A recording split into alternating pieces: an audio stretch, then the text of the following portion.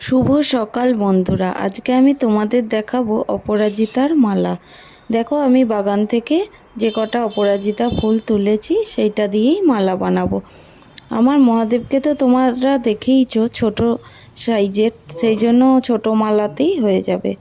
দেখো, কিছু অপরাজিতা ফুল নিয়েছি আর কিছু নিয়েছি সাদা ফুল, সঙ্গে কচের সুতো আর একটা ছুঁচ।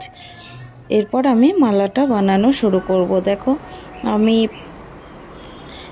ডান দিকে একটা ফুল দিলাম, ঠিক তার বিপরীতে আর একটা ফুল দেবো, দুদিকে দুটো ফুল দেবো। আর মাঝখানে একটা করে, দেখো ভালো করে, দুদিকে দুটো ফুল দিয়েছি। আর ঠিক মাঝখানটায় ডাটিটার মধ্যে দিয়ে আমি সোজা সোজা দেবো একটা সাদা টগর ফুল। নীলের মাঝে সাদা ফুলটা দিলে দেখতে ভালো লাগবে। আরও দুটো ফুল আমি গেঁথে নিই, তারপর তোমাদের সামনে থেকে দেখাচ্ছি কেমন দেখতে লাগছে। দেখো, একটা ফুল দিচ্ছি ডান দিকে আর একটা দিচ্ছি বাঁ দিকে, দুদিকে দুটো দিচ্ছি।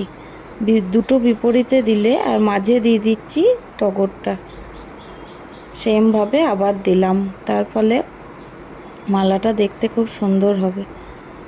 আর যদি তোমরা ভাবো যে একটু তাড়াতাড়ি করব, তাহলে দেখো ছুঁচের মধ্যে সব একসঙ্গে দুদিকে দুটো অপরাজিতা আর একটা করে সাদা একসঙ্গে দিয়ে একবারে ধরে টানবে।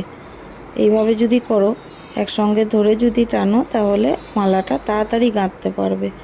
যখন অনেক বড় সাইজের মালা এভাবে তৈরি করা হয়, তখন ওইভাবেই অনেক কটা ফুল নিয়ে পরপর গেঁথে তারপর টানতে হয়। এই দেখো, কিছুটা হয়ে গেছে। এবার বাকিটা আমি করে নিচ্ছি, বাকিটা করে দেখাচ্ছি। দেখো, মালাটা হয়ে গেছে। এরপর আমি গিট দিয়ে বেঁধে নেব।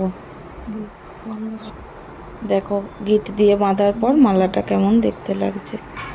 এই দেখো, আমার মহাদেবকে একদম ঠিক সাইজের হয়েছে। আমার মহাদেবে পরালে ভালোই দেখতে লাগবে।